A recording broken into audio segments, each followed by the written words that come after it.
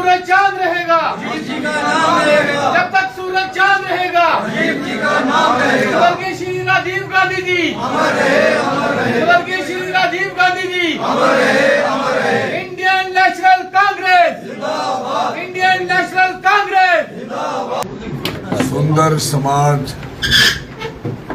और इस देश को जो मॉडर्नाइज करने का काम उन्होंने किया, ऐसे प्रधानमंत्री मैं समझता हूँ बहुत से हुए हैं, लेकिन इनके मुकाबले में जो प्रोग्रेस थोड़े से अरसे में जो की है देश ने, मुल्क ने, तो जितना आज डिजिटलाइज की बात करते हैं, ये सारी इनकी कंट्रीब्यूशन है, ये सारी दुनिया जानती है।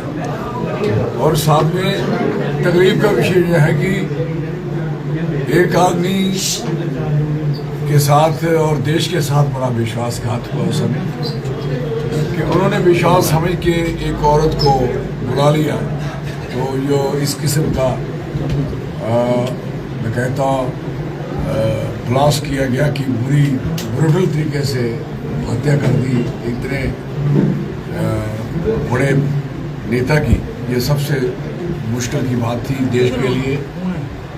और मैं समझता हूँ कि उस समय दोबारा और रिपीट हो रहे थे प्रधानमंत्री, लेकिन मुकद्दर उनका नहीं था और देश का भी मुकद्दर कमज़ोर था, जिसकी वजह से वो हमारे बीच से चले गए। आज भी वो जिंदा होते, आज भी देश में काम कर रहे होते, तो ये बहुत तकलीफ का दिन है वो।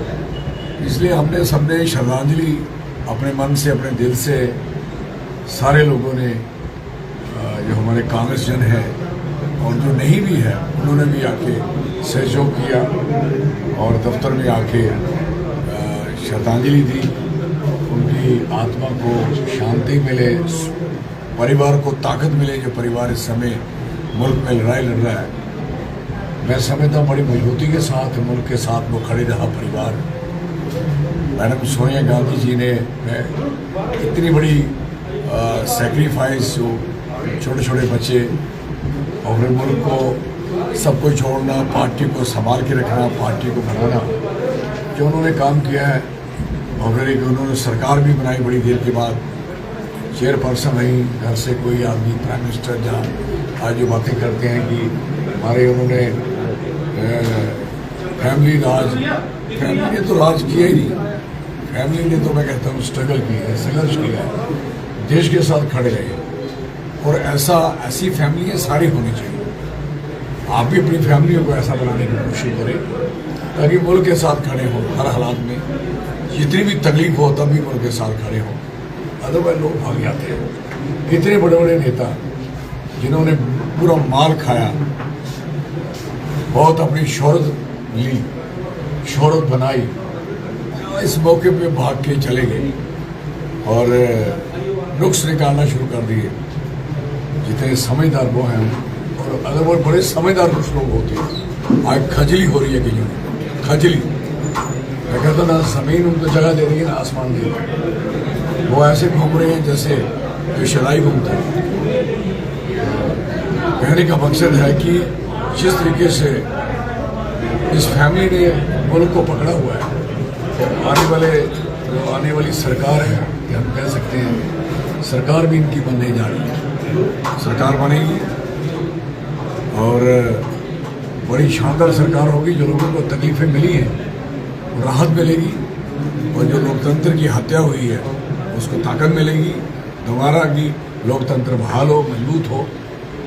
और जिन्होंने इसको ख़राब किया है आज के दिन पे, तो ये बड़ी सबसे बड़ी श्रद्धांजलि होगी कि जो बहुत बची हुई सीट्स हैं, बचे हुए कॉन्स्टिट्यूंसीज में जो अभी इलेक्शन होने हैं, वो इसी श्रद्धांजलि को याद करते हुए सारे कांग्रेस को वोट डालें और इंडिया अलायंस को वोट डालें, जहाँ भी कैंडिडेट खड़े हैं, ताकि जो वो लोग कहते थे 400 से पार है, उनका जो सपना तो 19 के इलेक्शन में ही ख़त्म हो गया था, जो फर्स्ट फेज था। उस सेकंड फेज में और मजबूती थी, थर्ड में और दी, अब तो मजबूती ऐसे बन गई। मैं सोचता हूँ कि अगर इलेक्शन जिस समय हमने लड़ा, अब लड़ा होता तो कम से कम वो बंदा सिर के एक बार नहीं रहने देता, सड़क में खड़े होकर उखाड़ लेता था, जो हालत होनी थी। क्यों? इस समय हालात लोगों ने सोचा पर पता नहीं कोई नेता खड़े होंगे भी होंगे, लोग तैयार थे, लेकिन नेताओं को देख रहे थे कि कौन आदमी, कौन लीडर, कौन पॉलिटिशियन खड़े होंगे। लेकिन लोगों ने पूरा सहयोग किया और जितने भी जो फेजेस हुई हैं, बड़ी शानदार फेजेस हुई हैं। और मुझे लगता है कि आखिरी जो फेज़ मोदी साहब ने अपने लिए रखी है, ऐसा ना हो जाए कि उनकी अपनी सीट ना हार जाए।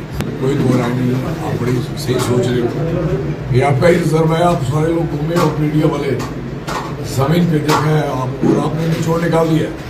ये कुछ भी नहीं निकाले, लेकिन आपका निचोड़ जो मीडिया मेरी तरह छोटा मीडिया, वो सारा ही ईमानदारी से जो काम किया जिन्होंने। बड़ा मीडिया तो अभी थोड़ा सा हिला है, लेकिन छोटा मीडिया, इंस्टाग्राम, अपने मोबाइल, अपने चैनल जिन्होंने छोटे बनाए हुए हैं, शाबाश है कि आप लोगों ने बड़े तगड़े तरीके से जो जवाब सरकार को दिया है और सही दिया है। तो ये सरकार तो बननी है, अब उनको बैठ खुद ही पड़ जाएगा। अब बजेगा उनके पीछे, उनका चौका लगेगा, उनका पूरा हाथ होगी खराब। ये बात समझनी चाहिए। जम्मू बर्बाद, देखो जम्मू तो इन्होंने टोटली बर्बाद किया जी। कश्मीर में हिम्मत नहीं पड़ेगी एक बंदा जी, कोई भी उम्मीदवार नहीं है।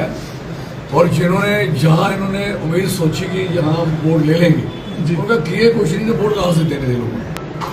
बड़ी साफ गोई से कहना चाहेंगे कि हम इलेक्शन जीत चुके हैं, संदूकड़ी में हमारी जीत पड़ी हुई है। उसकी सुरक्षा और रक्षा के लिए हमारे नौजवान सोल्जर, हमारी पार्टी के हमारे लोग वहाँ बैठे हुए हैं और मुकाबला कर रहे हैं कि हमारी वो फेयर काउंटिंग में हमारा रिजल्ट, फेयर रिजल्ट आएगा। और हम सारे लोग, हमारी पार्टी और मैं इसमें कामयाब हो गए उधर डोडा कॉन्स्टिट्यूंसी में, और बड़े अच्छे मार्जिन से हमारी ये सीट निकलेगी। पहले तो जिन्होंने 4 लाख वोट से कहते हैं जीते हैं, 4 लाख से जीते हैं। हाँ सर, वो भाजपा वाले कहते हैं 4 लाख से पार। पहले तो मुझे 3 लाख खत्म करना था। 3 लाख जो उन्होंने जीता हुआ है, तो आप हिसाब करो कि सारा कुछ खत्म करके मैं जीता, तो मैंने 5 से 6 7 लाख से जीता। कभी काउंटिंग करो ना, जब कांग्रेस का वोट 4 लाख वोट से वो पीछे थे 3 लाख से, अब वो जब हम जीतेंगे तो पहले तो 3 लाख वोट भी जमा करो, वो करो, हम कितने में जीते। वो जो जितना कह रहे थे वो हमारे लिए कह रहे थे, हम इतने वोट से वो कह रहे थे हम इतने वोट से जीतेंगे, वो मेरे लिए कह रहे थे। धोखा लग गया था। वो मिलनी चाहिए शीर्ष, और हम भी चाहते हैं कि जम्मू को भी 375 मिलनी चाहिए, हमारी स्टेट रिस्टोर होनी चाहिए, और लद्दाख का जो अधिकार है उसको मिलना चाहिए।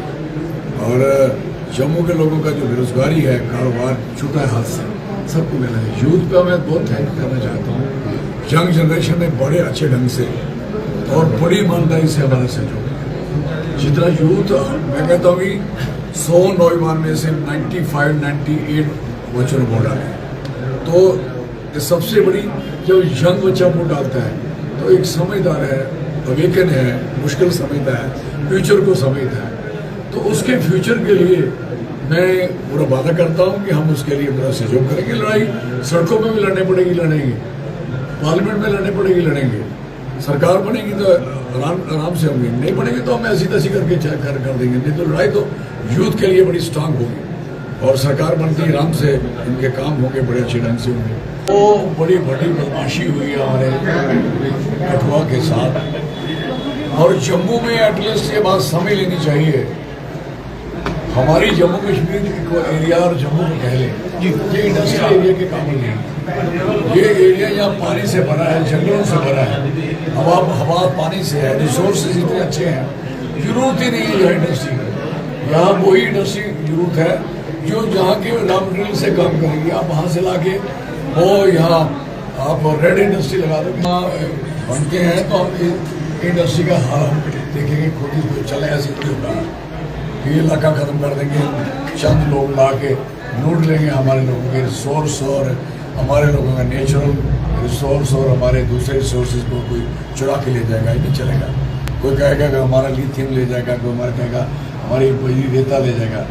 सबसे प्रायोरिटी पहले लोगों की है, यहाँ के लोग और आराम में चले गए। डूडू बसंतगढ़ में अभी वो BDC का बच्चा मार दिया गया, 20 लोग वहाँ मिलिटेंट घूम रहे हैं, इन्होंने सीआरपी हटा दी, इन्होंने आर्मी हटा दी बड़ी से, खनेड़ से, डुडू बसंतर से, लाठी से और रामनगर के पहाड़ों से, बनी के पहाड़ों से, बिलावर के पहाड़ों से। इन्होंने इतनी ज्यादती की है, मैं तो कह सकता हूँ। इन्होंने क्यों हटाई, आर्मी क्यों हटाई? इसका मतलब है ये लोग हालात अच्छे पता ही नहीं था इनको, और हालात किस तरीके से। आप कितने लोग आपसे देख सकते हो, कितने लोग इस समय मिलिटेंट गवर्नमेंट, अभी तक आर्मी रिस्टोर नहीं हुई, अभी तक आपकी सीआरपी अब वहाँ रिस्टोर नहीं की गई। जो कंपनी भेजी वो ऐसी एक आदि नॉमिनल तरीके से। तो मैं कहना चाहता हूँ सबसे इम्पोर्टेंट है, सबसे ज्यादा इम्पोर्टेंट है कि रिस्टोर किया जाए जो आर्मी और मिलिट्री और जितनी वहाँ लगी थी वापस की जाए, और वो मिलिटेंसी को कवर किया जाए। कश्मीर का आप कह रहे हो हालात अच्छे की बात कर रहे हो, हालात अच्छे होते तो ये अपने को दिखाते फिर इलेक्शन लड़ते, फिर इलेक्शन क्यों नहीं लड़े? अगर इलेक्शन नहीं लड़े तो इट इज वेरी क्लियर कि इन्होंने कुछ नहीं किया। जब आर्मी ने किया होता है तो उसके बाद आर्मी अपने बंदे कैंडिडेट खड़े करता, कैंडिडेट उस समय खड़े नहीं करता जब तक उसमें कमजोरी होती। कमजोरी क्या है? सबसे इंपॉर्टेंट कमजोरी है, मुझे बताओ, पार्टियां बनानी किस लिए? पार्टियां बनती हैं इलेक्शन लड़ने की। जब आप इलेक्शन ही नहीं लड़ते, 3 सीट पे इलेक्शन नहीं लड़ोगे, हैं? कश्मीर में आपकी फटी अपने आप खुद ही सफाई करवा ली, अपनी पहुंच ली। तो मेरे कहने का मकसद, इधर लड़ने आए हमारे साथ, आओ लड़ लो, आया मजा।